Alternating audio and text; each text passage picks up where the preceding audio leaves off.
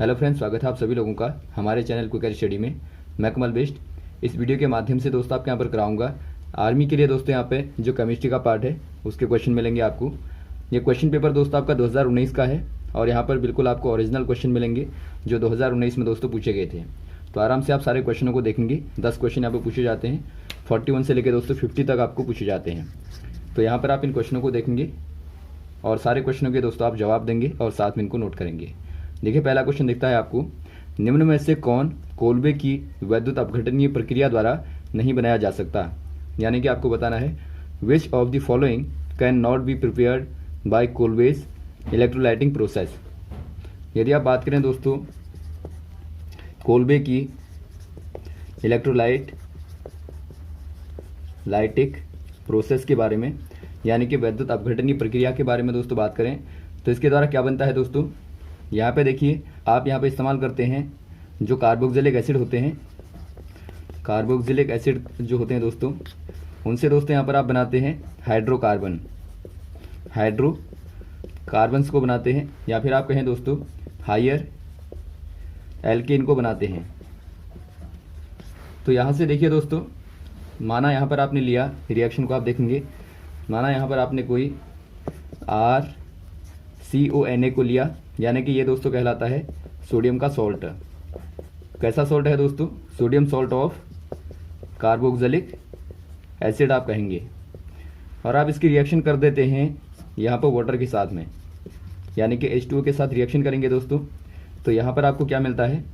यहाँ पर आपको मिलता है RR और प्लस CO2 और प्लस H2 और प्लस दोस्तों NaOH। यानी कि यहाँ पर आप देखते हैं जो डबल R है दोस्तों, ये क्या है? ये आपका हायर एल्केन है, या फिर आप कहें दोस्तों ये हाइड्रोकार्बन है। और यहाँ पर चूंकि आपको डबल R मिलता है तो इसीलिए दोस्तों हमेशा ही यहाँ पर जो कार्बन होता है, कार्बन ऑलवेज, यहाँ पे आप ध्यान देंगे क्वेश्चन बार बार आता है, यहाँ पर जो कार्बन होता है दोस्तों always, carbon always in the form of even number. यानी कि यहाँ पर दोस्तों आपको जो कार्बन मिलेगा वो एक प्रकार से सम संख्या के रूप में मिलेगा, यानी कि सम संख्या दोस्तों 2 है, 4 है, 6 है, इस प्रकार के नंबर आपको मिलेंगे। तो यहाँ पर आप देखते हैं दोस्तों आपको CH2 दिया है, तो ये दोस्तों यहाँ पे नहीं बनता है, यानी कि यहाँ पर आपको 2 या फिर 2 के ऊपर ही मिलेंगे। तो यहाँ पर आप टिक कर देंगे दोस्तों ऑप्शन नंबर C वाले में। वैसे दोस्तों यदि आपको कहीं पर 3 दिया होगा और यहाँ भी दोस्तों 4 होगा आपका, जहाँ पर आपको और दिया होगा दोस्तों वो आपका संभव नहीं होगा। तो ये आप नोट कर लेंगे।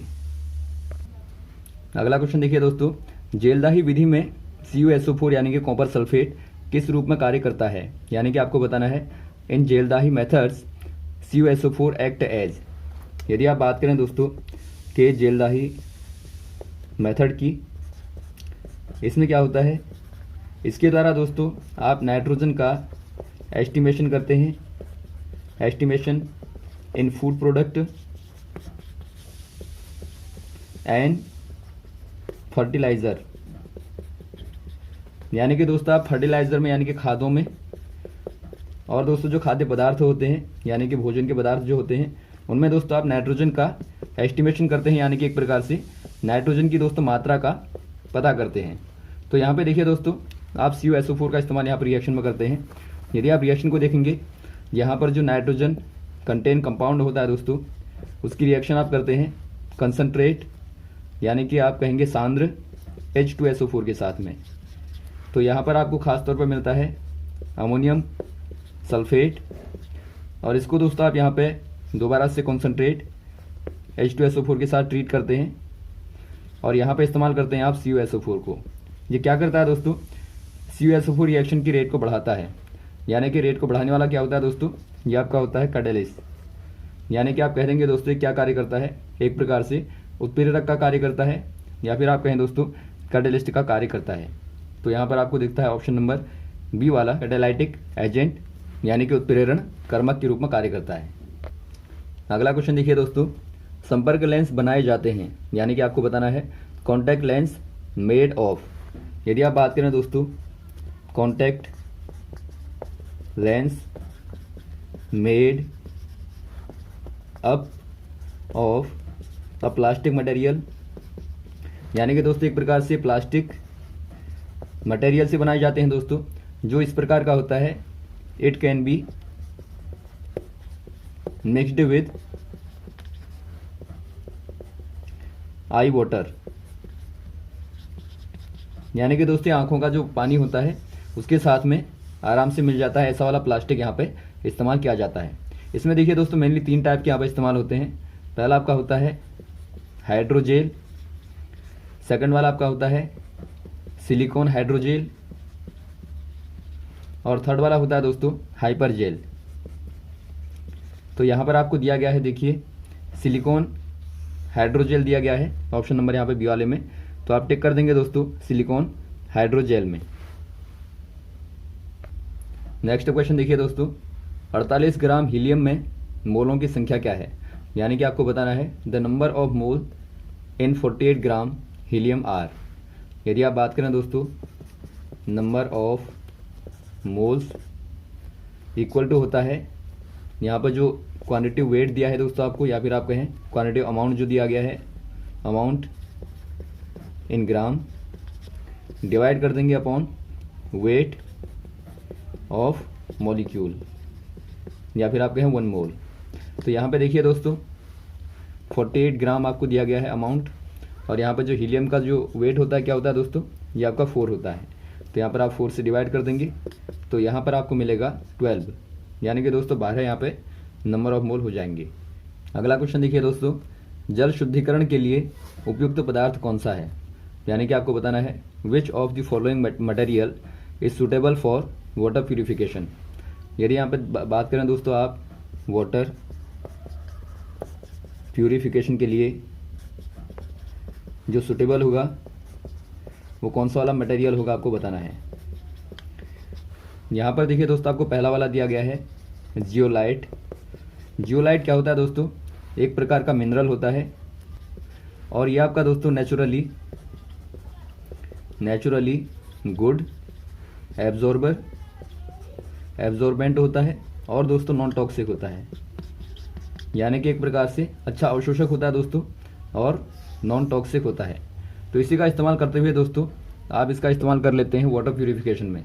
ये खास तौर पे जो हैवी मटेरियल होते हैं दोस्तों, और जो अमोनिया होता है इसको दोस्तों आराम से एब्जॉर्ब कर लेता है, इसीलिए दोस्तों आप इसका इस्तेमाल कर लेते हैं एंटी पॉल्यूटेंट के तौर पे, यानी कि दोस्तों प्रदूषण को दूर करने के लिए आप इसका इस्तेमाल कर लेते हैं। तो यहाँ पर आप टिक कर देंगे जियोलाइट, ऑप्शन नंबर ए वाले में। अगला क्वेश्चन देखिए दोस्तों, हाइड्रोजन किसके साथ सीधा जुड़ जाता है, यानी कि आपको बताना है हाइड्रोजन डायरेक्टली कंबाइंड विद। यदि आप बात करें दोस्तों हाइड्रोजन डायरेक्टली कंबाइंड विद, ये किसके साथ जुड़ेगा दोस्तों। यदि आप बात करें यहाँ पर आपको सारे देखिए मेटल दिए हैं, यदि आप दोस्तों मेटल एक्टिव सीरीज को देखें तो यहाँ पर आप देखते हैं दोस्तों पहला आपका होता है potassium, barium, calcium, sodium, magnesium, aluminium, zinc, iron, निकल, टिन, लेड, और यहाँ पर आपका हाइड्रोजन आता है, कॉपर आता है, Hg आता है यानी पारा, और यहाँ पर दोस्तों सिल्वर आता है, और यहाँ पे प्लेटिनम और गोल्ड। ये दोस्तों आप इसके आधार पर बार बार क्वेश्चन पूछे जाते हैं, तो आप इसको याद कर लेंगे। तो यहाँ पर आप देखते हैं दोस्तों जो कैल्शियम है ये आपका 3rd मोस्ट रिएक्टिव होता है, ये आपका 3rd मोस्ट रिएक्टिव मेटल होता है दोस्तों। और यहाँ पे देखिए आपको कैल्शियम यहाँ पे दिया गया है जो सर्वाधिक इनमें से रिएक्टिव होगा। तो हाइड्रोजन दोस्तों आराम से किसके साथ रिएक्शन कर लेगा, ये दोस्तों कैल्शियम के साथ में आराम से कंबाइन हो जाएगा, क्योंकि आपका ज़्यादा रिएक्टिव है। यदि आपको दोस्तों यहाँ पे पोटेशियम दिया होता तो आप पोटेशियम में टिक करते, तो ये क्वेश्चन बार बार पूछा जाएगा आपको, तो यहाँ पर आप दोस्तों सी में टिक कर देंगे। अगला क्वेश्चन देखिए दोस्तों, निम्न में कौन सा पदार्थ विद्युत का कुचालक तथा ऊष्मा का सुचालक है, यानी कि आपको बताना है which of the following substance is bad conductor of electricity and good conductor of heat. यदि आप बात करें दोस्तों नीचे दिए गए में से माइका है, आपका एस्बेस्टस है, सेलुलॉइड है या सैंड है। यहाँ पर दोस्तों आपको दिया गया है रेत। जो सैंड होती है दोस्तों यानी कि जो रेत होती है ये आपकी होती है गुड कंडक्टर ऑफ हीट, यानी कि दोस्तों ऊष्मा की अच्छी चालक होती है, जबकि दोस्तों इलेक्ट्रिसिटी की क्या होती है, यहाँ पे बैड कंडक्टर होती है। तो इलेक्ट्रिसिटी की दोस्तों बैड कंडक्टर हो जाएगी। तो यहाँ पर आप टिक कर देंगे ऑप्शन नंबर डी वाले में, सैंड में। अगला क्वेश्चन देखिए दोस्तों, किसी तत्व का या यौगिक का ऑक्सीजन के साथ में जोड़ना क्या है, यानी कि आपको पूछा गया है the combination of an element और compound with oxygen is called. यदि आप देखें दोस्तों यहाँ पे, यदि आप देखें किसी एलिमेंट को या फिर दोस्तों कंपाउंड को ले लें और रिएक्शन कर दें ऑक्सीजन के साथ में, तो यहाँ पर क्या मिलता है दोस्तों, आपको एलिमेंट का ऑक्साइड मिलता है, या फिर आप कहें दोस्तों एलिमेंट का क्या हो जाता है, यहाँ पर ऑक्सीडेशन हो जाता है। तो यहाँ पर आप देखते हैं दोस्तों ऑप्शन नंबर ए वाले में दिया गया है ऑक्सीडेशन, यानी कि ऑक्सीकरण दोस्तों आप कह देंगे। यहाँ पर आप एग्जाम्पल के तौर पर ले सकते हैं, यदि आप किसी मेटल को लें दोस्तों, तो यहाँ पर आपको मेटल का ऑक्साइड मिलता है। एग्जाम्पल के तौर पर ले लें कैल्शियम को, तो यहाँ पर आपको मिलता है दोस्तों CaO। और वैसे ही आप देखते हैं यदि आप दोस्तों यहाँ पर आयरन के साथ में लेते हैं तो आपने देखा होगा Fe3O4 यहाँ पर बनता है, या फिर अलग अलग प्रकार के दोस्तों ऑक्साइड आपको मिलते हैं। तो यहाँ पर आप टिक कर देंगे ए वाले में। अगला क्वेश्चन देखिए दोस्तों, एक प्रोटॉन एक इलेक्ट्रॉन से 1840 गुना भारी है। जब यह 1 किलो वोल्ट के विभवांतर द्वारा त्वरित हो तो इसकी गतिज ऊर्जा क्या होगी, यानी कि आपको पूछा गया है a proton is about 1840 times heavier than an electron when it accelerated by a potential difference of 1 kilo volt its kinetic energy will B.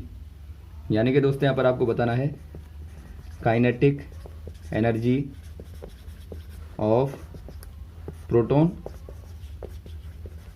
या फिर आप कहें एक्सीलरेटेड प्रोटॉन। यहाँ पे देखिए दोस्तों जो काइनेटिक एनर्जी होती है, यदि आपको चार्ज दिया होगा दोस्तों और यहाँ पर आपको वोल्ट दिया होगा, वोल्टेज दिया होगा, तो यहाँ पर जो काइनेटिक एनर्जी का मान होता है ये चार्ज इंटू दोस्तों वोल्टेज होता है। ये आप नोट कर लेंगे, यानी कि KE इक्वल टू होता है Q इंटू V। तो आप इसके आधार पर निकाल लेंगे। यहाँ पर देखिए दोस्तों आपको V क्या दिया गया है, 1 किलो वोल्ट, और वैसे ही आपको यहाँ पे Q क्या दिया है दोस्तों, Q इक्वल टू जो चार्ज होता है प्रोटॉन में क्या होता है दोस्तों, चूंकि यहाँ पे एक ही प्रोटॉन आपको बताना है, एक ही प्रोटॉन का पूछा गया है, तो जो प्रोटॉन का चार्ज होता है 1 इलेक्ट्रॉन के बराबर होता है।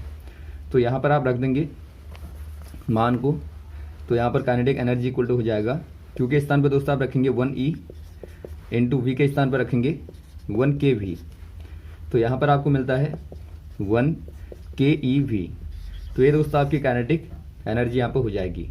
तो यहाँ पर आप देखते हैं दोस्तों ऑप्शन नंबर सी वाले को, तो यहाँ पर आप सी वाले में टिक कर देंगे। यहाँ पर आप ध्यान देंगे दोस्तों 1/2 mv² वाला यहाँ पे नहीं लगेगा। अगला क्वेश्चन देखिए दोस्तों, निम्न किस में डाल्टन के आंशिक दाब का नियम लागू नहीं होता, यानी कि आपको बताना है on which of the following the Dalton's law of partial pressure is not applicable. यहाँ पे देखिए दोस्तों डाल्टन्स पार्शियल प्रेशर लॉ को यदि आप देखें दोस्तों क्या कहता है, ये कहता है in case of a mixture of non reactive gases the total pressure, या फिर आप कहें sum of pressure of mixture equal to क्या होता है दोस्तों, summation of partial pressure of individual. यानी कि इंडिविजुअल कहने का मतलब है जो अलग अलग यहाँ पर गैसेस हैं दोस्तों, जिनके द्वारा मिक्सचर बना हुआ है गैसों का, उनके पार्शियल प्रेशर के इक्वल होता है। या फिर आप शॉर्ट में कह सकते हैं, यदि आपका दोस्त यहाँ पर गैस का एक मिक्सचर आपके पास में है, तो मान लीजिए इसका टोटल जो प्रेशर है वो P है दोस्तों कैपिटल का, और यहाँ पर मान लीजिए गैसें यहाँ पर अलग अलग प्रकार की हैं जिनका प्रेशर P1 है, P2 है, P3 है। तो यहाँ पर P इक्वल टू होगा P1 plus P2 plus P3। तो यही दोस्तों आपका डाल्टन्स का पार्शियल प्रेशर लॉ कहता है।